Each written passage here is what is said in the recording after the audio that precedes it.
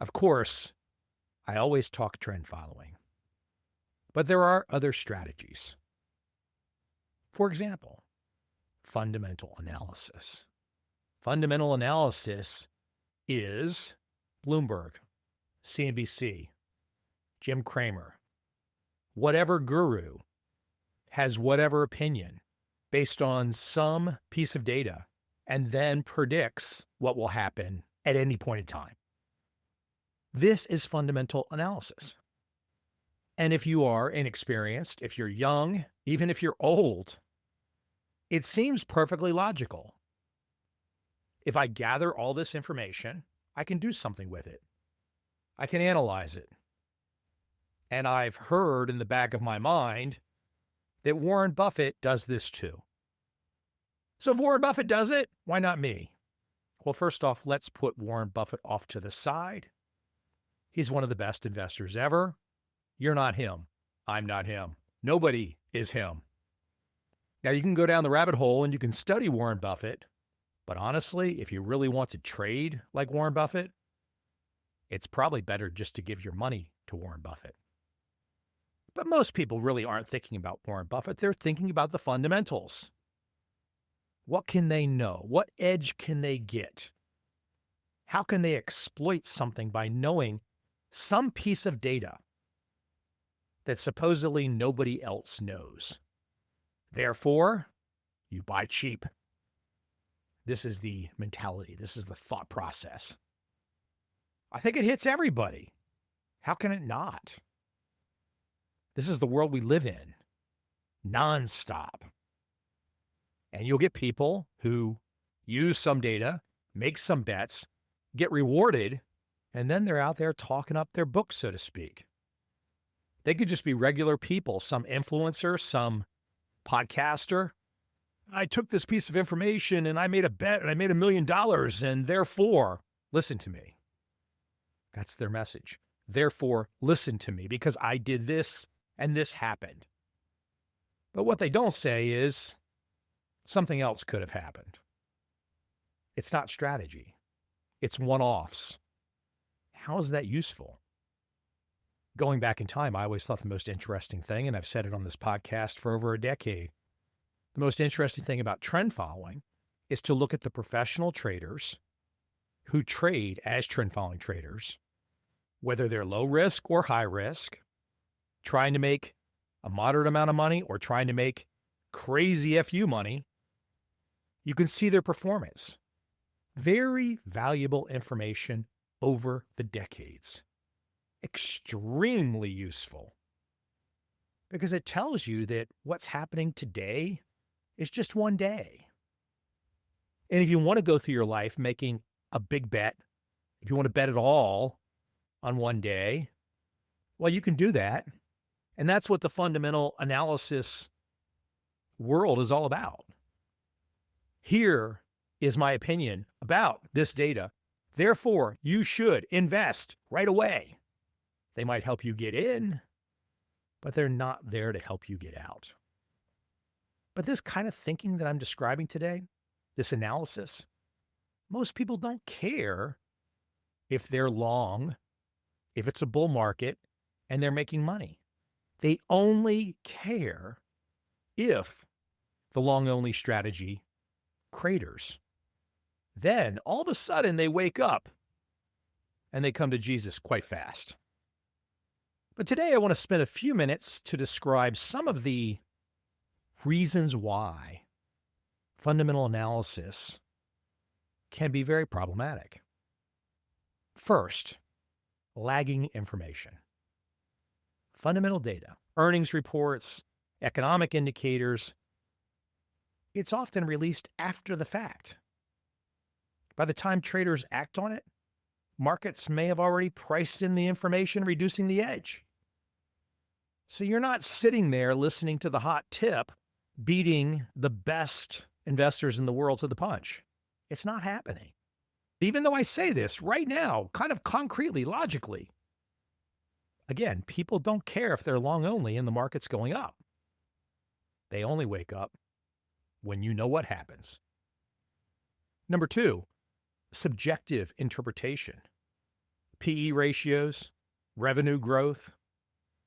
These things can be interpreted differently depending on the guru. You could have two gurus working for the same company, interpreting the same fundamental information, giving you different things to do. It happens all the time. So you got two gurus out there analyzing the same data, and they're reaching opposing conclusions. This is the path to inconsistency. It's actually the path to insanity as far as I'm concerned. Number 3, market noise. Look, there's going to be volatility. There's going to be short-term price movements driven by whatever, and that can overshadow any fundamental signal that you're supposed to act on. Market noise is not a problem for trend followers. I mean, you might lose money during a whipsaw period, during a market noise period, but that's expected. And trend following, if you can't handle that, you can't be a trend following trader. But the fundamental people don't think that way. Again, it's all about the perfection. I've got the edge. I know something that no one else knows, and therefore I will make my $1 million overnight, and I will retire to Fiji next week. I know how that has come to be. There is infinite numbers of people out there that promote that bullshit. Some jerk off standing next to a Ferrari. You don't know who he is. He's just rented the car to make you think all of his fundamental predictions and guru powers got him that Ferrari. It's actually kind of funny if you think about it, how stupid us human animals are that we can fall for this stuff. Number 4, incomplete data. Publicly available fundamental data. Does that capture all of the company internal information? Good question, right? Does Warren Buffett perhaps have more information as a fundamental trader than you do? Yeah, I'm willing to bet he does. Let's say there's a huge conflict inside some company, management, lawsuits, whatever, macroeconomic shifts. You've got an incomplete picture if you're going by publicly available fundamental information. On the flip side, do trend following traders care? No, because there's a price every day. And all we trade off is the price. We don't care if the price represents accuracy or value. It doesn't matter. You simply follow the damn price. Number 5, in terms of reasons why you might want to consider the complexity of fundamental analysis. Time intensive. You got to evaluate financial statements, industry trends. Looking at economic conditions requires significant time and expertise. Are you going to do all that? Can you do all that? That was one of my concerns when I got started. I didn't have the training to be Warren Buffett or Seth Klarman. But then one day, a little bird landed on my shoulder and said, "Hey, Mike, there's something else out there that allows you to work around, to hack around your lack of fundamental analysis, your lack of expertise, your lack of connections, your lack of everything." Actually, that wake-up call that I had is not dissimilar to almost every trend-following trader I've ever talked to. They had their wake-up call at some point in time. For some reason, something happened. And they said, damn, there's another way. Number 6, using fundamental analysis. Can you over-rely on historical data? You know, if you're just looking at the past performance, revenue, profit margins, is that going to predict exactly what's going to happen tomorrow? Do you even want to be in the prediction business? Is there evidence for prediction being a workable skill in financial markets? Assuming you're not one of the best hedge fund managers in the world. And let's be frank about this as well. There are some hedge fund managers, who I will not name, who probably only have a skill of working in the system, meaning they don't necessarily have some great repeatable strategy. But what they do have is access. What they do have is closeness, connections. And if you get to be big enough and you have enough power, you're like a bank. It's not strategy anymore. It's monopoly. It's pure power. Now, that's fantastic, I guess, if someone does it legally, but you don't even know if they've done it legally. So I always go back to the trend following traders that you can see their performance track records, and it's all out in the open. You're not having to guess how they got there. They have to have performance, and you can see whether they raised money or not. That's it. You don't have to sit back and ponder. Is it all legit? It is legit. The damn audited track records of trend following traders exist with the Commodity Futures Trading Commission on file in Washington, D.C. You can do a Freedom of Information request and you can get those documents. And of course, there's always the risk that some trend following trader is a scam. But you know, when you look at the performance of trend following traders and you compare the performance, and the performance can be similar, it really reduces the likelihood of a scam. Back to fundamental analysis. Concern number 7, market manipulation. What about accounting? All the accounting tricks and the bullshit they can do. Stock buybacks. Misleading guidance. You've got to rely on all this stuff. You've got to rely on corporate guidance if you're going to be a fundamental trader. You've got to listen to these people and believe that they're telling you the truth. Is there always evidence for that? No, there's not. As a fundamental trader, if your strategy involves something like venture capital, where you know a certain number of your trades or investments are going to blow up just naturally because you can't predict a damn thing, then I guess that's tolerable. But it's just completely different than something like trend following. Somebody can manipulate the price of some company or some market and force that price to go way up. And from a trend following perspective, who gives a shit? You just follow along. At the end of the day, if it's a fake move, you're making money on a fake move. This is the world we live in. These are markets. You really have to think about who you are up against, what you are up against, the conventions that exist in modern society, how we all have to play ball, so to speak. You can stay in this fundamental realm where you deal with all these issues that I'm bringing up today, or you can put those issues aside and say, fuck it, I'm just going to trust price. Now, here's an issue that can also affect trend following traders. Number 8, liquidity, volatility impact issues, low liquidity markets, high volatility events. Shit can happen. It can go against you. Look at tariffs under Trump. Not a good situation for trend following traders. Probably not a good situation for anybody. That's not necessarily a criticism of Trump. I'm just saying that tariff environment, that's pretty damn chaotic. Rapid price swings up and down. There's no trading strategy that's really set to excel in that type of environment. Number 9 on the list here, crowded trades. If certain fundamental metrics are widely followed, the trades can become overcrowded.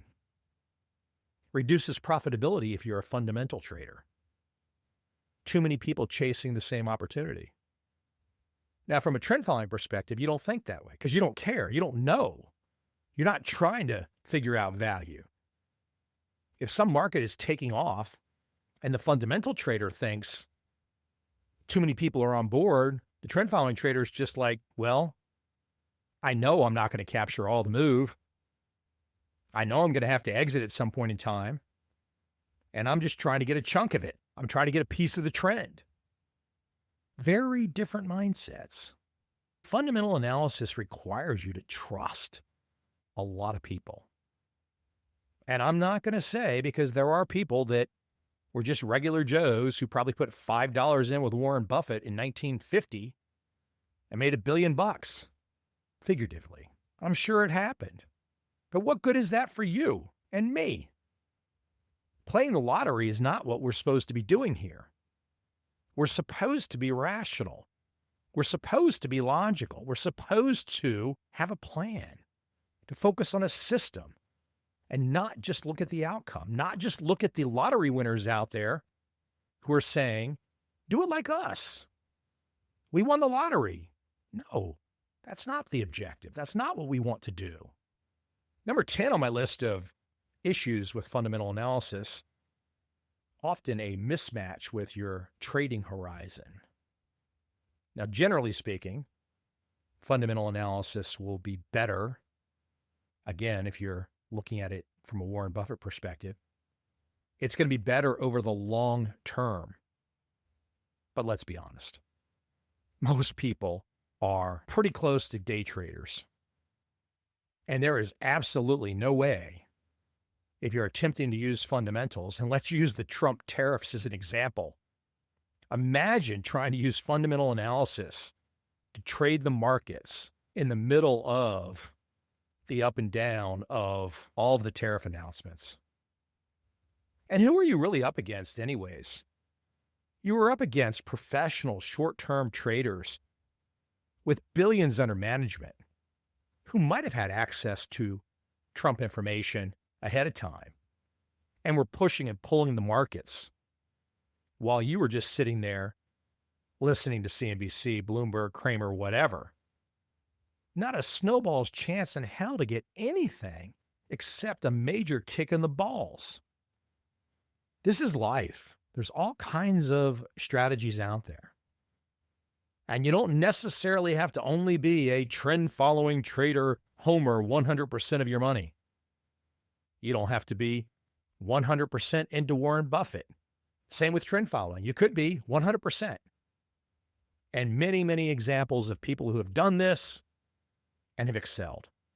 There are also people out there who have spread their wealth around, looking at these things from a diversification standpoint. I want some money in Buffett. I want some money in trend following. They often make and lose money at different times. There is some real Harry Markowitz logic right there. And I got to say, every time I hear the name Harry Markowitz, I think back to meeting him for the first time. I think it was 2007 in San Diego, and I had him on this podcast at least once.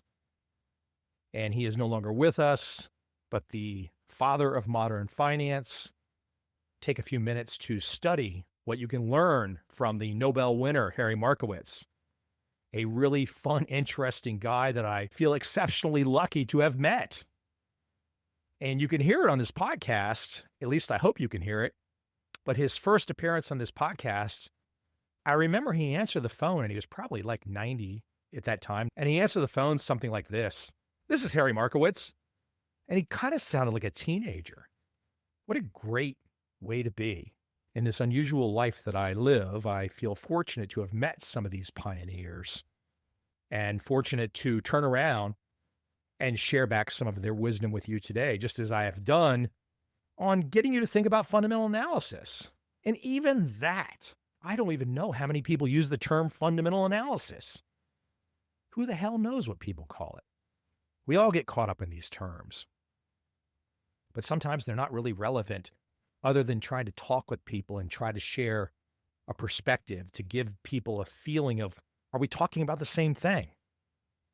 So I implore you to take your time, whether you're new or experienced. Take your time and look clearly at something like fundamental analysis. Look clearly at something like trend following. Make honest comparisons. Don't just dial it in. Don't just assume. Don't just feel like you've got it all covered because you're long only and we're in a bull market on equities. I mean, you can do that, but you don't want to be the guy that wakes up one day and you're in trouble. And this happens. Right when we all think that we've got it figured out, right when we think we're protected. Right when we think we can see into the horizon and we know when a meteor is coming or it's not coming, that's right when we get clipped. Arrogance, ego, whatever domain in our life, if that's where we are, we in trouble. We all in trouble. I see you again next week.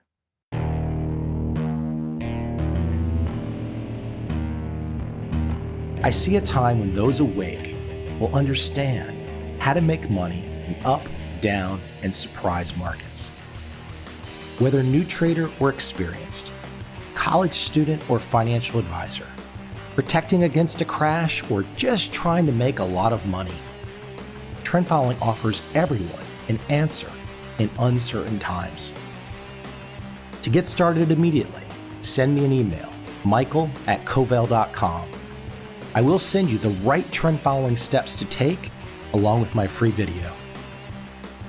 But if you want to buy and hold, trust the government and trust Wall Street, this is absolutely not for you.